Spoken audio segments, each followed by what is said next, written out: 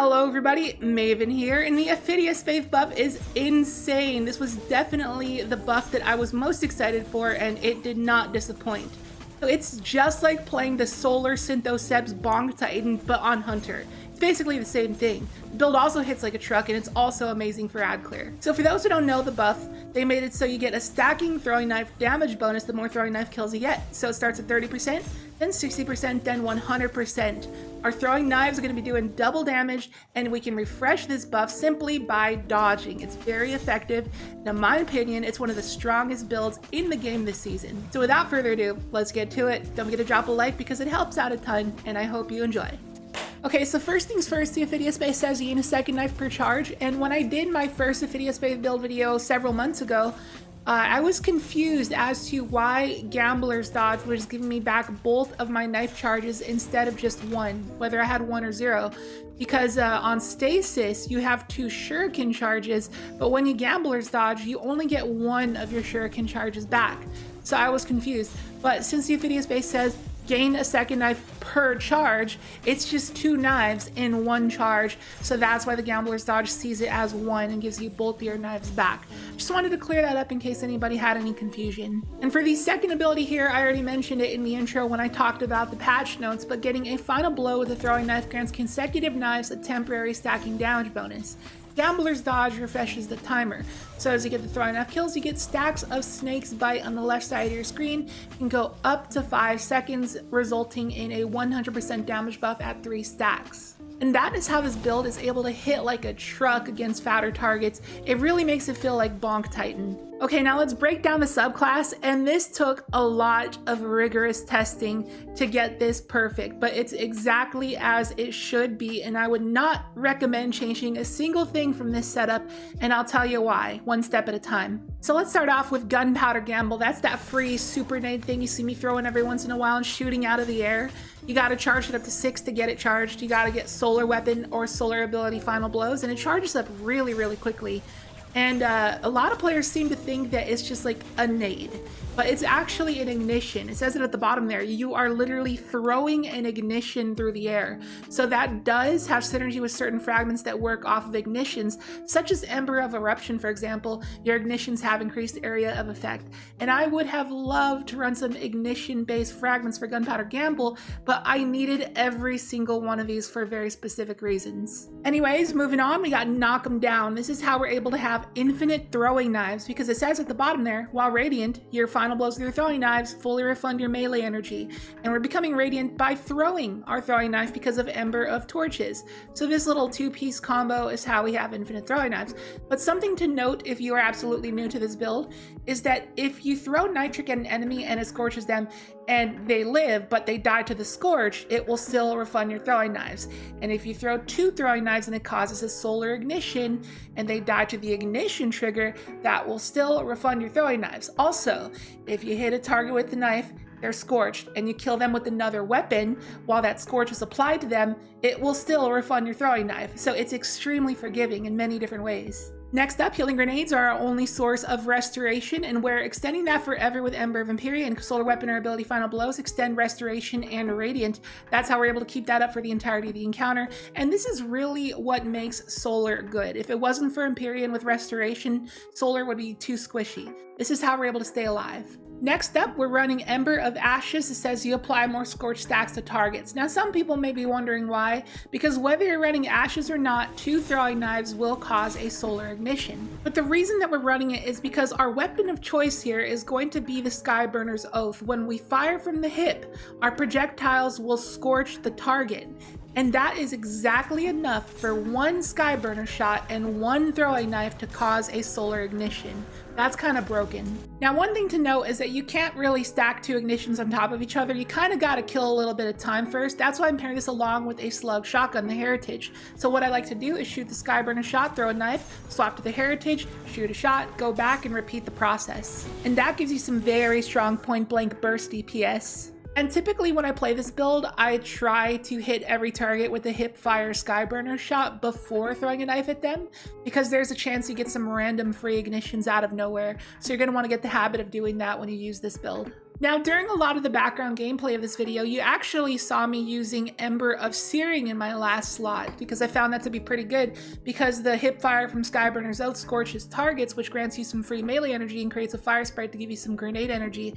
And that's very good because sometimes you find yourself losing your knife, so you have to like get it back in various ways, such as Ember of Searing. And I'll tell you why that you lose the knife sometimes. So I'm going to play a random gameplay clip so you can hear the audio. That's very important. So you can hear every single time after I throw a knife, and after the little shing sound effect happens from the knife, you hear the knock 'em down aspect proc, giving us back our charge. Listen to it after every kill.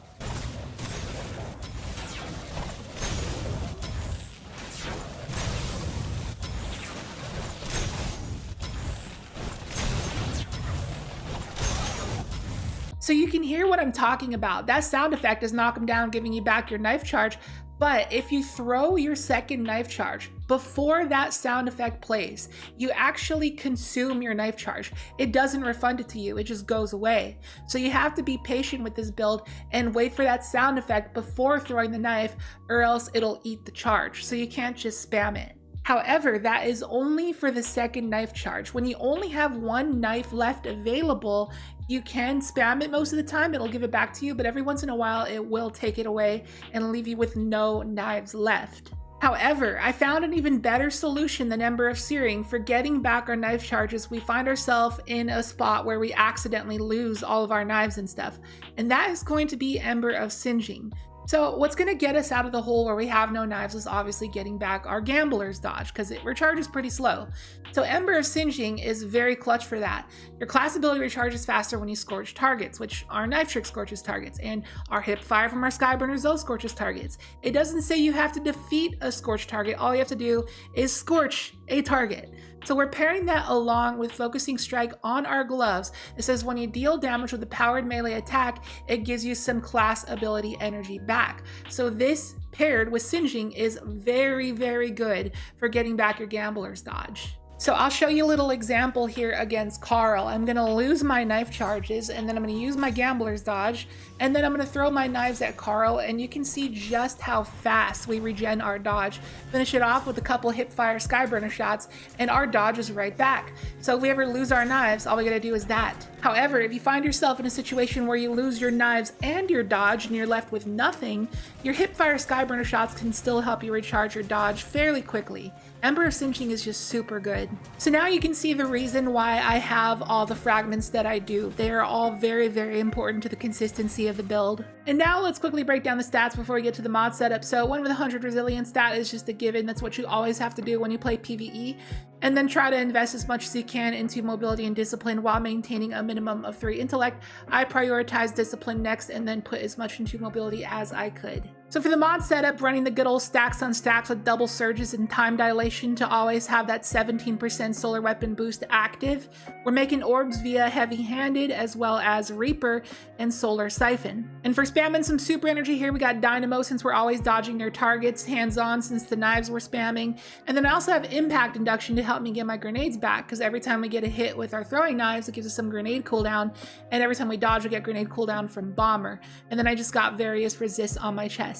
And for the rest of the weapons, like I said, I'm using Heritage. You could also use Riptide or Supremacy if you wanted. In the heavy slot, I'm using Cry Mutiny for damage, but if you're playing with somebody who has Galley, you can throw on Apex, and if somebody has Div and you're doing a raid boss, you can throw on Cataclysmic. Now for the gameplay loop with this build, when you're going to start an encounter, when you're in the face of an ad and you're about to throw your first knife, what you're going to want to do before all that is throw a healing nade. It doesn't matter if you're in danger or not, because you want to get that Ember of Imperium procced and going. You want to extend that restoration because eventually you will need it. So always start off with the healing before doing the ad clearing. And if you run into a very clustered mob of enemies, just throw out your gunpowder gamble and break it mid-air to blow them all up. If you do not have your gunpowder gamble ready, you can use your Cry Mutiny with Incandescent Vorpal, because that thing absolutely obliterates piles of ads. And remember, like I said earlier, to repeat the loop of hip fire Skyburners followed by knife. Hip fire, knife, hip fire, knife. Gotta get those free ignitions wherever you can. And another couple things to note, the gunpowder gamble actually has a delay on it, so you can stick it to a surface and you can stick it to enemies. So if you know where ads are about to spawn, you can preemptively throw it at the ground where they're going to spawn on, or the door they're going to run out of. And another thing is if you're fighting Cabal specifically, or Scorn, or anything that has shields, you can actually cause ignitions through their shields. Like if a Phalanx blocks both of your throwing knives, you're still going to cause an ignition because the Scorch stacks go through it. Now, before we wrap this one up, I just wanted to give a quick honorable mention to the loadout that I ran in my original Ophidia Spathe build video I did several months ago. In that video, I ran Monte Carlo and Explosive Personality, which is still a very solid loadout for this build.